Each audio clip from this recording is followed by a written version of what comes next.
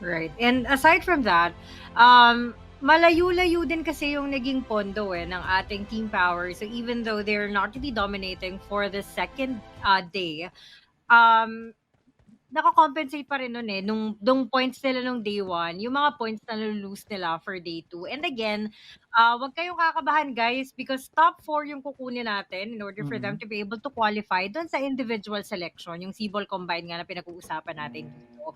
So, meron kasi mga kinakabahan na baka daw malaglag na agad, ganyan-ganyan. So, marami pang pwede mangyari lalo pat dikit-dikit pa yung points na meron tayo dito. But anyway, eto na nga tayo sa ating ikatlong laban para sa araw na ito kung saan ang paglalabanan natin ay sa mapa ng ating Sanhok. At kitang-kita natin, nagsimula sa docks ang ating plane path. So, diagonal ang plane path natin. So, Yep. I guess it's safe to say na buong Camp Alpha siguro matatapos to, no, if I'm not mistaken. At ayun na nga, ang ating plane path dito kung saan. Kita nyo naman, I would say, hindi naman siya masyadong sagad na sagad sa bandang ibaba, no? So, medyo maganda pa naman yung plane path natin. Pero kakatalo pa Mhm. rin tayo, syempre, sa ating play zone. Makulay ang buhay, Queen Toyo, kasi kitang-kita mo lahat ng mga players natin gusto nila pumunta sa mga specific dropping points. We saw here Infa dropping in sa area ng Kampong.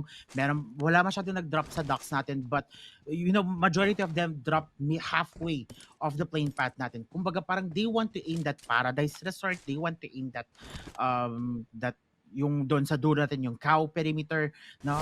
But we saw here already an early engagement coming from Evolution at saka yung ating Atraxia. Laging sukay, no? Laging sukay. It's either na papatayin ng Evolution Esports yung kalaban nila, or either way na Evolution will be the first or yung isang player ng Evolution Esports ay mapipitas. Laging ganun yung trend, no, ng ating mga Evolution. It's either that they will overpower or they will lack in power na this time. But yung circle natin is focusing on the area of Paradise Resort. Luckily, hindi sa Camp Alpha, kasi kung sa Camp Alpha dapat diretso agad sila sa pinakamataas na mountain here. But dito hindi. Lahat sila kailangan talaga nila kailangan nila malaman yung ins and outs, no, ng first circle na yon para magkaroon sila ng smooth gameplay along the process. Definitely. Nako, eto, maaga-agang pitasan talaga yung nangyayari and medyo nararamdaman ko na kasi honestly lalo pa Mm-mm. patapos na tayo And dito na yung mga aggressive gameplay talaga ng iba mga players kung saan talagang do or die na as much as Yeah. possible dahil syempre naghahabol na tayo ng puntos dito. Wala nang mangyayari kapag magpe-play safe ka. And that is the main reason why meron tayong mga players na hindi na umaatras sa bakbakan. Oo. Now, dito yung Evo natin mukhang hinahabol na yung ating Atraxia doon, pero mukhang nakalayo na at naghiwa-hiwalay na sila ng landas para siguro kung meron bang mahahabol hindi na damay-damay dito. But here in the ruins, nandito pa rin ang ating Sin kung saan wala silang kalapit. So mukhang masarap ang magiging loot ng ating Sin doon at makakapaghanda sila ng maaga para sa paparating na bakbakan. Remember, Queen Toyo, doon sa area of ruins, meron tayong dalawang kupunan na nagda-drop dito. It's either going to be Sin main team or yung ating Elevate Esports Pro. Pero nag-change dropping point ang ating Elevate Esports Pro, meaning that they are much more confident dropping below the Camp Alpha perimeter natin. Tingnan natin kung yung ating Elevate Esports kaya ay babangon din dito sa ating matches natin, kasi medyo naglalag behind medyo nabe-behind na yung ating Elevate. I know they started strong yung ating match number 1, pero it's a downfall din kasi pagdating sa ating match number 2, and they have to compensate pa yung mga points that they have lost on that match number 2. Kailangan talaga dito marunong ka rin kasi mag-compensate ng mga puntos that you have lost earlier. And how are they going to be able to do that? Get a great number. Get a great number na to overthrow the players here sa ating battlegrounds. Kasi ganun ang ginawa ng ating KHI. But now, focusing on to the battleground, we saw here Evolution right here with our Atraxia, and nakita natin Abdul Navi getting that out by Sputnik, and dalawa na lang ang natitira. Mukhang dalawa na lang ang natitira para sa ating mga Atraxia here, at nahihirapan na rin bumakon. Dalawa ang bumagsak, isa na lang ang natitira, Queen Toyo. Sino kaya sa kanila ang mananaig? Ang ating last player natin na si Lord, kaya niya labanin itong dalawang players natin. Nothing is impossible. Kaya at posible ito as long that he will be confident on his gameplay, Queen Toyo. Medyo mahirap, no? I actually thought that they were already trying to flee away from the scene, only Uy! to find out na pumapalag pa din eh. And as you Mm. can see, one player is left for our evolution, F9 if I'm not mistaken. And nagre-reset ngayon yung ating Atraxia dito. So he needs to do the same thing para hindi siya malugi when it comes to the number of players. Pero yun na nga, mukhang dalawa na ulit ang ready sa kanila. Pero mukhang medyo nag-iingat din yung ating Evolution Esports dito, Okay. na mukhang ipa-prioritize na talaga yung pagre-reset. Pero eto na nga, Claude here, taking a lot of damage right there. Isa na naman ang Easy. bumagsak sa ating Evolution Esports. Talagang pumapalag pa rin ang ating Atraxia dito kahit na dalawa na lamang ang meron sila heavily damage. Yung dalawang natidra sa ating Evolution Esports. At ayun na nga, saktong-sakto yung nade na. Cancel na talaga. So it's a 2v2 situation between these two teams na ayaw Uy, talaga piso! magpatalo. Pero Claude here, 1 HP left. Kailangan na mag-reset. Ang problema, wala ni pamunas ng mukha. So mukhang nakita ko energy drink lamang ang meron siya. So doon pa lang mukhang malulugi na kaagad ng ating Atraxia dito. Pero tignan natin kung paano ba ang kanilang gagawin. Kasi nararamdaman ko, I think it's going to be do or die for them. Wala nang atrasan ito. Talagang papalag, ubusan lahi na talaga dito sa ating Sami area. Now, I've also saw a kill feed coming from Gamelab Alpha kontra naman Quintoya sa ating Team Power PH. The only question is, how is the situation doon sa area na yun? Kasi ang dami. Marami na tayo nakikita nagkakaroon ng early aggression here sa ating first phase pa lang ng play safe zone. One Evolution versus our Atraxia. Pangalawa is yung ating kaibigan from Team Power PH kontra naman sa ating Gamelab Alpha.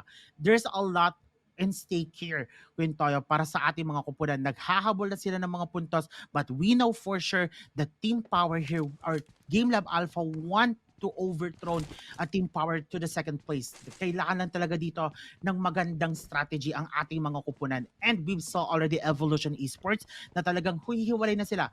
Ayaw na nila makipaglaban kasi alam nila this could be a big loss, no. Pag meron pa sa kanila isang na knockout dito at na-eliminate and one player left here, marami talaga siyang kailangan magawa dito, Quintoyo. And we saw here Elevate Esports using that bangka moments. Naalala mo, Quintoyo, yung nagbangka ang ating Elevate Esports.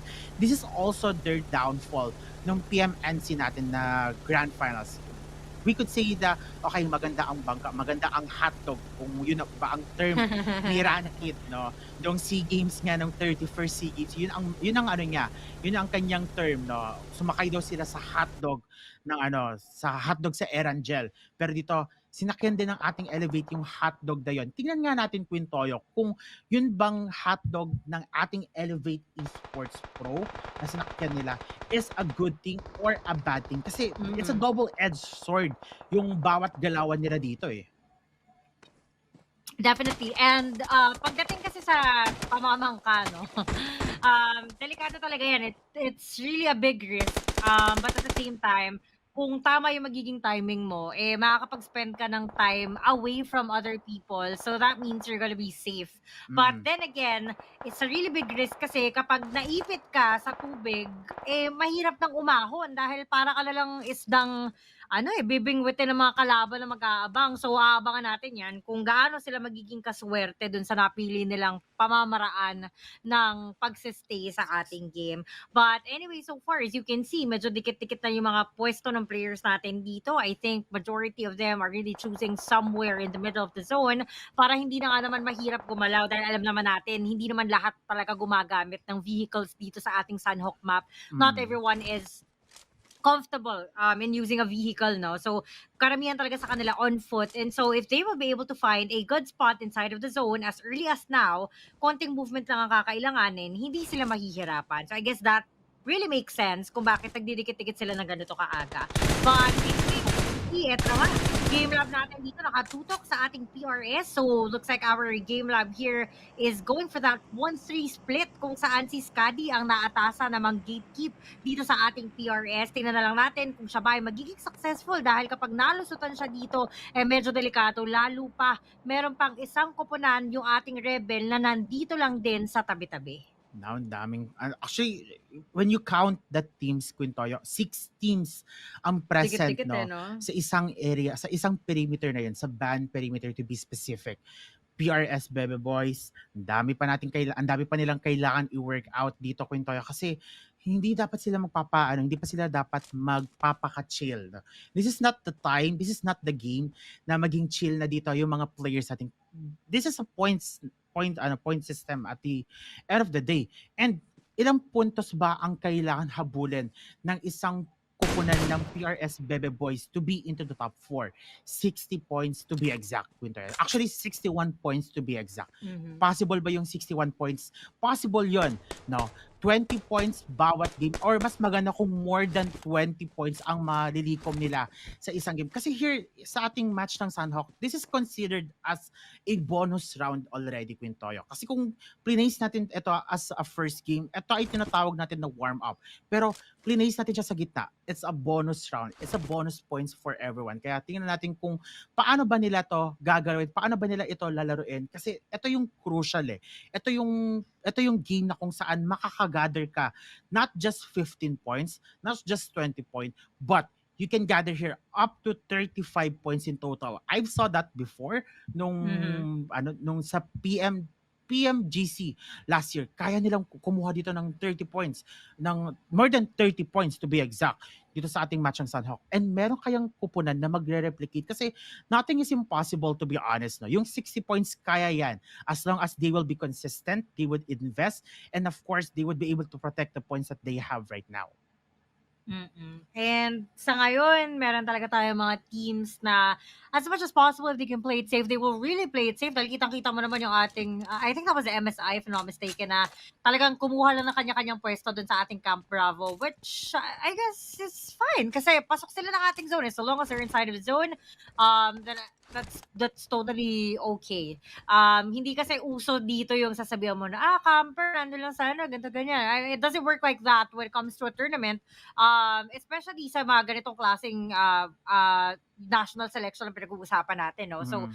placement talaga yung aalagaan mo, and then by the time that you are in the final circle, doon ka napapalag. Kasi syempre, nandun yung lagi natin sinasabi, nandun ang tunay na bakbakan sa ating final circle, kung saan hindi mo na mapipili kung sino ang babarilin mo dahil sobrang dami nang nakapaligid sa'yo. So far, I think it's working well for our Yep. MSI, given the fact that there's already one casualty on their side. So, kailangan talaga nila mag-ingat. Pero nakita ko yung elevate natin doon, there is a chance na baka sila ay magulat ng ating MSI dahil maganda yung pagkakapwesto nila eh. Kalat sila, mababantayan nila kung meron papasok sa Camp Bravo, and at the same time, kung baga may papasok pa lang, mababarilan nila kaagad. So, kailangan talagang pag-ingatan ng bawat manlalaro lahat ng compound na kanilang papasukin. KHI, recent winner-winner chicken dinner sa ating match ng Miramar, Quintoyo.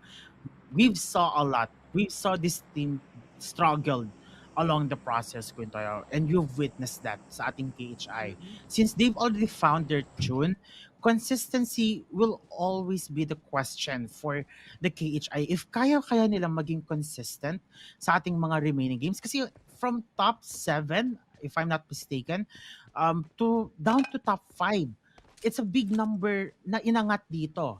Marami naging apektado. Isa na doon yung Scene Main Team, isa na dito yung ating Elevate Esports, and currently, Elevate Esports, makakamit nila ang ating MSI, not just MSI, but also Infamous Esports. Kailangan talaga dito ng magandang strategy ang ating Elevate. They have to really put some pressure doon sa ating Camp Bravo in order for them to really be, or in order for them to really get that 4 points advantage, no, sa ating laban. Kasi nakikita natin currently na kahit tayo ay nasa stage 2, kumpleto si Ricardos pa rin. Kumbaga, lahat sila nag-gather ng momentum, no? They want to get that maximum potential of momentum in order for them to be much more groundbreaking na sa ating laban na ito. Kaya marami talagang mga factors to consider whenever that we see people or see players in one game. I absolutely agree. Now, here, as you can see, Infamous natin dito, so far, they still haven't made their mark para sa akin, no? Though there were a couple of games na masasabi mong yung sa Miramar map kasi natin, medyo naipit din talaga sila doon. So, there's still a lot of inconsistency on their side kasi parang hindi pa natin sila totally nakikita talaga eh, na nagpa-pop off dito sa ating, sa ating laban. So, I'm really, looking forward to seeing more from them. Pero yung MSI natin dito, no? Natutuwa lang ako sa kanila kasi dito pa rin sila eh. Kumbaga yung pag-hold ng position, andito talaga, very solid talaga sila dito. Probably also just anticipating na somehow the zone is going to end up here kahit na hindi man eksaktong Camp Bravo malapit para hindi sila mahihirapan. But so far, majority of the teams staying out in the open area. Ang liit na ng ating zone. Marami na tayo mga napatas na players, but we are still complete with 16 teams. Kree here currently shut down by infamous Shazam. Hindi naging aware si Kree, no? Kumbaga, wala siyang stopping moments na, okay, stop muna ako dito, check ko kung may kalaban. Walang naging ganun kay Kree. Kumbaga, dire-diretso lang siya. And that's a big disadvantage. That's already a error coming from Kree. Kailangan niya talaga magkaroon ng map awareness din, no? Kasi you never know who are you facing, no? Malay mo may kalaban dito, hindi mo alam. Correct. Kaya kailangan talaga dito aware ka sa surroundings mo. Hindi ka dapat magpapaka-open, and that's clearly a big error that we saw coming from Kree. This is not the Kree that we know, that we knew. Kasi he's one of the players na talagang umaangat eh. But that mistake, Queen Toyo, kailangan niya maayos yon na sa susunod natin na matches. Hindi na niya dapat makukomit ito at some point. We saw some knockouts coming from Rebel Pro versus our REDRUM. Is this going to be the downfall of our REDRUM? Kasi nakita natin na consistent silang second place ng game number 6 and game number 7. Now, we are already in our match number 8. Will they be able to take the winner-winner chicken dinner, or sila pa rin kaya ang magsa-second place dito? Kasi nakita natin there's already an instant early out coming from the REDRUM. Azan, if I'm not mistaken. And just to go back to what happened to Krino, I think it's one of these two things. Number one, he could have been careless. Kasi I think he was trying to flank. And yun nga, kagaya na sinabi mo, wala masyadong map awareness. Or number two, sobrang neutral ng ating infa na talagang hindi talaga niya in-expect yung yung player doon. But nonetheless, yun talaga yung kailangang pag-ingatan dito sa mapa na to kasi hindi mo talaga alam minsan kung nasaan ang kalaban. So, you have to be extra careful, and at the same time, yung reflex mo talagang kailangan paganahin mo talaga para madepensahan mo yung iyong sarili. But so far, still intact yung ating mga teams. 16 teams pa rin ang meron tayo dito. Though meron tayo mga marami nang nabawas, pero nonetheless, even though nasa stage 3 na tayo, approaching the 4th phase of the zone, kompleto pa rin yung teams natin. So in just a couple of minutes, I'm pretty sure magiging matutunan yung ating magkaka dito. Now, since talagang lahat sila, nag-gather lang ng momentum. Kasi alam naman natin na kailangan talaga ng momentum dito. But having that knockout coming from Infamous X, bro, managed to take some knockouts sa ating ATARAXIA, it already gave them a warning shot na hindi dapat tayo nasa pwesto na to. This is a dangerous spot for us. Kailangan maganda yung kailangan makaalis tayo at this point. And PLAYBOOK Esports now. Shifting agad tayo sa next screen natin. PLAYBOOK Esports, hatid sundo, okay, lipat tayo dito, baka may makukuha tayo ng better position. But Raymond here, kailangan niya mag-ingat. He will be going against KHI 4 throw at yun na nga naging sign, ang bilis ng galawan niya. Yun yung hinahanap natin siguro kay Kree na kailangan mabilis siya gumalaw. But at the same time, it's a double-edged sword kasi meron mula sa malayo na si Deimos who managed to take some knockouts sa ating PLAYBOOK Esports. Having 2 players already eliminated sa ating PLAYBOOK, this gave them much more awareness. Mas mag-iiba yung determination na ng ating PLAYBOOK Esports kasi they will be juggling with 2 roles already here. Ranked and the Demigod connection. Kailangan talaga 2 roles nila. Parang they have to work as a 4-man squad, no? Parang kailangan nila iparamdam sa mga players na 4-man squad pa rin kami. Kailangan matakot kayo when we put our trademark as one unit. And here, as you can see, ang ating key esports, namataan si Ranke doon, pero mukhang nakatakas. And so, napahaba pa ulit ang buhay ng ating PLAYBOOK Esports dito. And again, the goal is for them to really rake in as much points as they can dahil top 2 sila. At kailangan, kumbaga, they have a shot at getting the top spot. Yep. Kasi top 2 sila, dikit-dikit lang yung puntos natin. So yung dalawang players na natitira doon, they have to be very careful talaga if they really want to maintain their spot in the top 4. Kasi as much as possible, you have to aim high. Hindi pwedeng sasabit ka lang ng top 4 dahil doon pa tayo minsan nagdedelikado. But anyway, our Infa here, as you can see, even though Shazam is no longer in the picture, is still very aggressive, no, dito sa ating Yep. mapa na ito dahil parang pumapalag na rin talaga sila, and I think they've had enough in that play safe gameplay dahil probably they realize that they really need the points, no? So, kaya ganito yung nangyayari dito. And Jarrell with this DBS, mukhang medyo kinakabahan ang ating Team 14 dito, yung ating Elevate. Dahil syempre, alam naman natin, one hit delete ang aabutin dyan. Pero eto na yung kanyang nade dito. Tingnan natin kung merong aabutin. Pero mukhang walang inabot. So, tingnan natin dahil cooking na rin ang nade si Claire dito on this side. Tingnan natin kung meron namang aabutin sa kabila dahil mukhang meron ng nadaw. At ayun nga, sinalo ni Jarrell at tinapos na agad ang buhay ng ating Infa. Sa medyo madugo yung ating bakbakan dito, but Claire there still trying to pull off that DBS. At mukhang susubukan kahit ka rin dito. Tingnan natin kung aabutin at mukhang, ayun na nga, tinapos na kayong buhay niya. So Gio Boy is here. Tingnan natin, bumagsak din. At doon na yata naubos ang ating Elevate. Ubos na ba? Ay, hindi. Si Lucy ay buhay pa. So, naka-answer lang. So, Lucy, ayun. So, Lucy still has a chance to earn placement points or kung kayang pumitas, subukan. Pero I think at this point in time, with 13 teams still alive, medyo mahirap or malaking burden yon para kay Lucy. Now, 13 teams, Quintoy, as you have mentioned, PRS, kalaban ng ating mga playbook.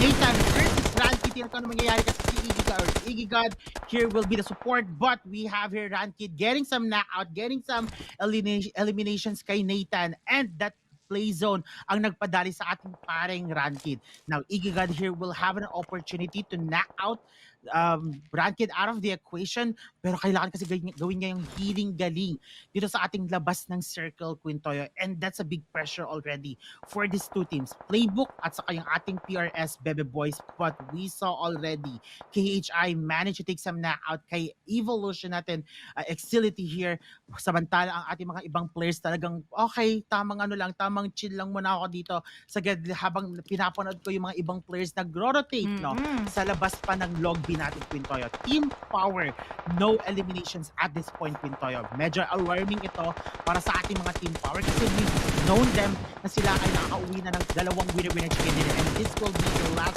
Sunhawk match. Mukhang near to impossible, Quintoy. Pero tingnan natin kung kaya bang labanan ito ng ating team power with just 2 remaining players into the game.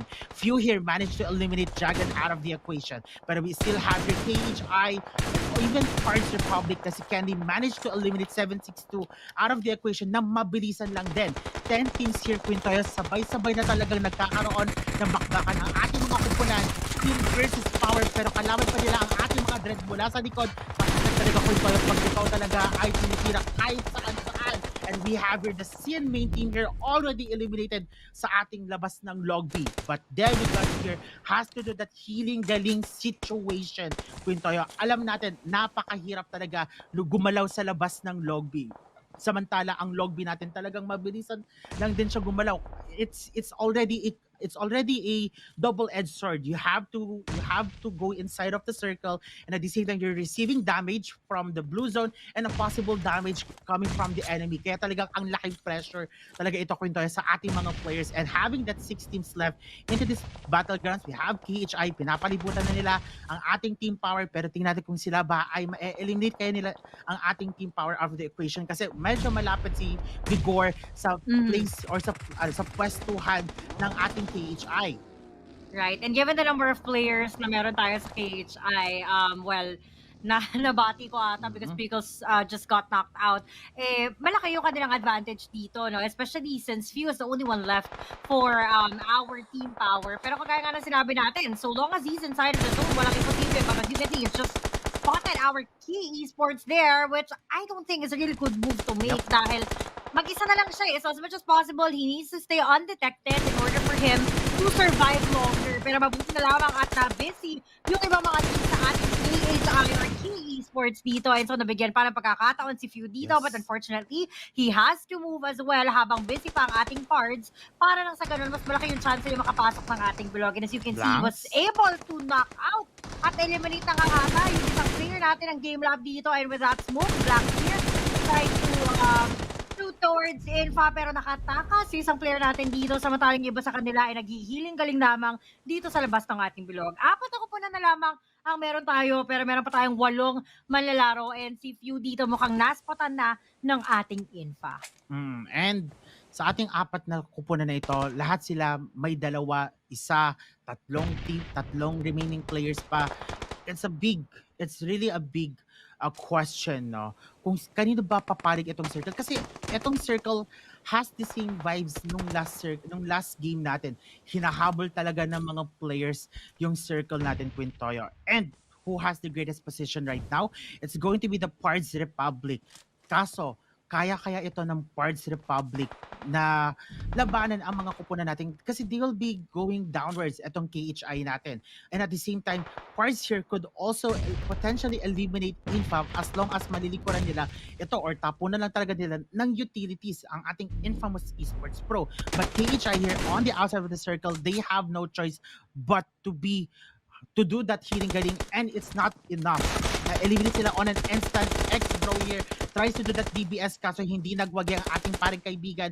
2 teams left. It's going to be UI Boy versus Pards Republic, and a clear na winner-winner chicken dinner ito para sa Pards. But let's see, Quintoyo, kung gaano ba maglalast ang ating paring Infa Boy kasi pisong-piso ang buhay at ubos na rin siya sa labas ng log B as we have here winner-winner chicken dinner para sa ating Pards Republic with 11 kills, Quintoyo. Record-breaking para sa ating mga kupunan or sa ating araw na ito from 10 kills to 11 kills. So, as you can see, mukhang medyo may mga pagbawi tayong nakikita dito, especially since malaki yung magiging puntos ng ating Pards. But the question there is, will these points be enough para makaabot sila sa ating top 4? Lalo pa, 2 laro na lamang or 2 mapa na lamang ang ating paglalabanan at malalaman na natin kung sino yung papasok dun sa ating Sibol Combined.